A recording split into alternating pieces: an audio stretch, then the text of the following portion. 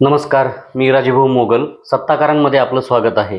आपण बघतोय मंत्रिमंडळातील दोन व्यक्ती सतत चर्चेत आहेत. दोन व्यक्ती म्हणजे दोन मंत्री, तेही बहीण भाऊ, म्हणजेच धनंजय मुंडे आणि पंकजा मुंडे.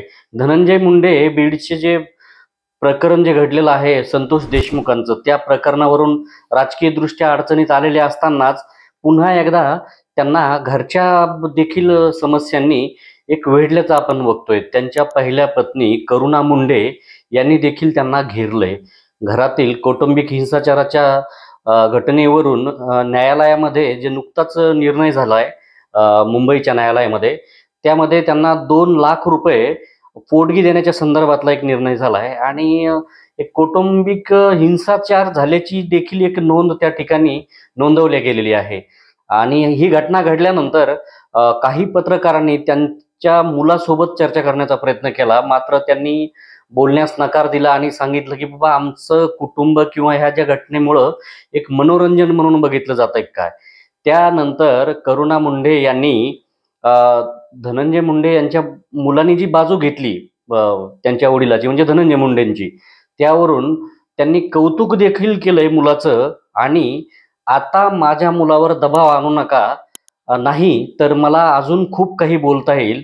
त्यांनी त्यासोबतच बोलताना 1996 पासूनच्या काही गोष्टींचा देखील एक विषय काढलेला आहे आणि त्यांनी सांगितलं की पंकजा मुंडे यांनी धनंजय मुंडेच्या संदर्भात कशा खेळी केलेल्या आहेत आणि धनंजय मुंडे यांनी पंकजाच्या संदर्भात काय खेळी केलेल्या आहेत.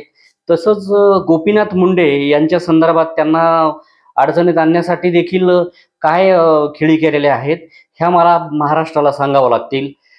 हे सांगत असतानाच त्यांनी माझ्या संदर्भात किंवा माझ्या मुलावर दबाव आणण्यासंदर्भात तुम्ही तातडीनं गप्प बसलं पाहिजे असा एक इशारा दिलेला आहे. त्यामुळं एक धनंजय मुंडेची त्या ठिकाणी देखील एक कोंडी झालेली आहे. त्यासोबत त्यांनी सांगितलं की मी जर बोलायला लागले तर पंकजा मुंडे यांचं देखील मंत्रीपद जाऊ शकतं, असा त्यांना देखील एक इशारा दिलेला आहे. हा इशारा देत असतानाच त्यांनी पुन्हा एक गोष्ट, एक मोठी गोष्ट एक नमूद केली, ती म्हणजे मला जर आता धनंजय मुंडेंसोबत जर बोलायचं झालं तर मी कॅबिनेटमध्ये जाऊन त्या ठिकाणी बोलेल. म्हणजे ही मोठी गोष्ट, मोठी गोची होणारच एक घटना म्हणावं लागेल, कारण कॅबिनेट ही मंत्रालयात होत असते. त्या ठिकाणी मुख्यमंत्री असतात, उपमुख्यमंत्री असतात आणि सर्व कॅबिनेट मंत्री असतात. त्यामुळं आता धनंजय मुंडे जर गप्प नाही बसले, म्हणजे त्यांनी मुलावर दबाव आणून किंवा त्याला बोलतं केलं किंवा त्यांना म्हणायचं असेल की नुसतं मुलाला गप्प करणंच नव्हे तर इतर गोष्टीच्या माध्यमातून पण मला त्रास होता कामा नाही, नाहीतर कॅबिनेटमध्ये येऊन बोलेल. त्यामुळं बीडच्या घटनेवरूनच धनंजय मुंडे एक राजकीय दृष्ट्या कोंडीत पकडले गेले असतानाच आता घरगुती ह्या गोष्टीवरून देखील ते आता कोंडीत सापडले. त्यांच्यासोबतच त्यांनी पंकजा मुंडे यांना देखील इशारा दिलाय.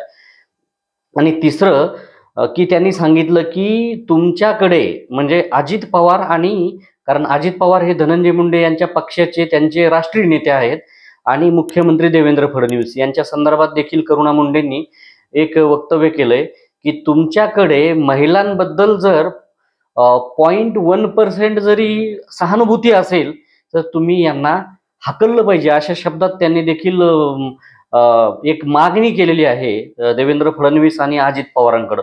त्यामुळं करुणा मुंडे यांनी ही अशी आक्रमक भूमिका घेतल्यानंतर आता धनंजय मुंडे गप्प बसतात का हे पाहणंही महत्त्वाचं ठरणार आहे आणि पंकजा मुंडे देखील याला कसं उत्तर देतात हे पाहणं देखील एक महत्त्वाचं ठरणार आहे. आपण या घटनेकडे कसे बघता, आपणही कमेंटच्या माध्यमातून व्यक्त व्हावं. आमच्या चॅनलला सबस्क्राईब केलं नसेल तर चॅनलला सबस्क्राईब करावं, आमचे व्हिडिओ लाईक करावेत आणि शेअर करावेत. धन्यवाद.